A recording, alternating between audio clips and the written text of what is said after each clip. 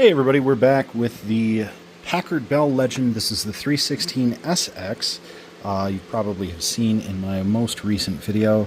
And today we're going to add some cooling to the board here. We're going to add a heatsink to this chipset over here, the AMD 386 chip over there, the controller here.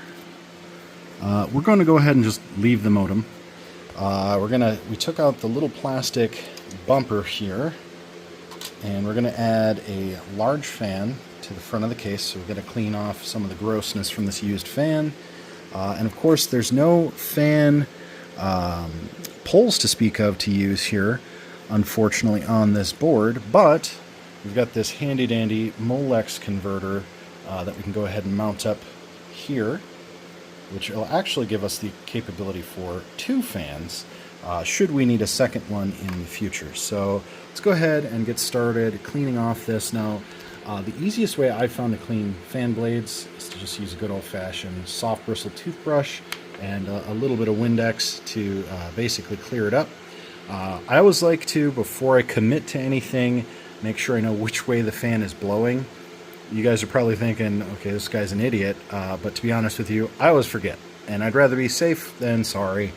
And then we'll go ahead and wire it up with our Molex connector up here. Now we do have the ISA bus riser. I don't have any cards installed. Obviously one was in here at one point that was taken out and probably reused elsewhere. I'm not terribly concerned about that. We may add something with an ISA, maybe a sound card or something in the future. But for right now, we're going to go ahead and just roll with this. Now, I'm not going to add anything else to this chipset other than our two OT controllers here to keep the VGA cool. Everything else I kind of want to just leave as is. We've got a couple of other processing units on here, but nothing terribly important where I'm really concerned with it working. But I wanted to point out this Intel chip on this board, made in 1977. Obviously, this Packard Bell is much newer than that, but it's interesting how many off-the-shelf products are still being used, 20-ish years later on motherboards. And some of these chips, not exactly these chips, but versions of them still show up on motherboards well past the year 2000. Now, later this week, I'm going to be doing another video where we're going to replace this Yuasa battery with a modern style rechargeable battery pack, so stay tuned for that. And unfortunately, again, I don't think I'm going to be able to find additional SIMs for this, but in the future I would love to add more memory to this board. With it running on Windows 3, I really don't think it's going to be necessary. There's not really a lot to even do with this machine other than as a curiosity, but because it's a Packard Bell, because it's in such great shape, I want to keep this running for as long as possible. There's a lot of stuff you can still do with this machine. Plenty of great old DOS games and early Windows games. So let's go ahead and get it cooled down. We'll take some temperature readings after everything's on and make sure it's all running nice and cool. And we'll close this one up until we build that battery pack. Okay, so I did power the system on, and wouldn't you know, all my talk, and I'd actually secured this backwards. So I have to basically reorient this fan and create some kind of a buffer in between. I think I'm going to just use a couple of screws to hold it back off the case, basically so that the fan doesn't get stuck on anything. But I did think, while it's on and running, I just want to try and use our temperature gun here to get a bead on this 386 as it's running. Now this is with just the fan going, and you can see we haven't really taxed the system too much, but the memory is running way cooler. BIOS chip is very cool, not engaged right now really.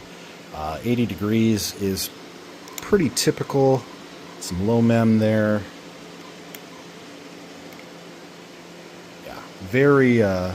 Very much running a lot cooler. Again, this is just with the fan. Got the screensaver engaged, and 386 is running about 90 degrees. So I think once this fan is fully engaged, it'll blow right on the memory and keep the VGA circuit and the memory cool. We're not getting as much airflow to the other side, so I might try and just orient this fan a little bit Yeah, I don't think that's going to do us much good. But for future purposes, what we could do is mount a fan to the top of the case here and basically get it to blow that way. Not terribly important either way, but we've got the option to add that second fan. Might be something we want to do in the future. All right, so we've got heat sinks on our Oak Technologies VGA circuit here. We've got the fan secured in place with some screws for spacers. That should cool the memory, the VGA unit. And then we've got passive heat sinks over here, one on our 386, and I'll hit the light here so you can see it, and one on the microcontroller there. So everything should be set to go. We've got our extra plug here for future fan needs if we decide to use it. Let's go ahead and fire it up and see what our temperatures come out at with everything cooled off. All right, well, we've been running for a little while now. I've played a couple of games of Reversi and Solitaire. Let's just get some temp readings here. We'll start with RAM stick number 1, running at 90. That's much better. It's about 20 degrees cooler than the last time. I was getting about 110, 115. Second stick, 88.5, so that's pretty good. It's actually probably functioning as almost a heat sink of itself, which is kind of odd. Okay, I'm just curious what these little chips behind. Yeah, mid-80s. Okay, the heatsink on the VGA is 89. The chip itself, 88, so that's about right. Heatsink on the microcontroller next to it, about 85, much better than yesterday. We're looking at closer to the 90s. All right, let's take a look at this controller here. Running just shy of 90. The 386 itself was running at over 100, and now we're looking at 86.4. So a really huge reduction in temperature.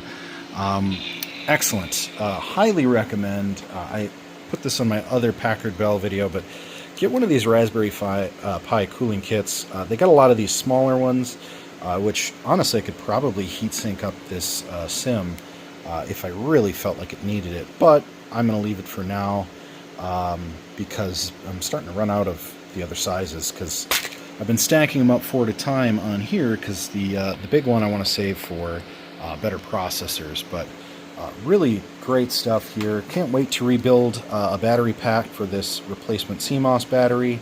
And happy with this junkyard fan. Cleaned up nice. Runs great. Nice and quiet. Let's get the faceplate back on and move on to the next system.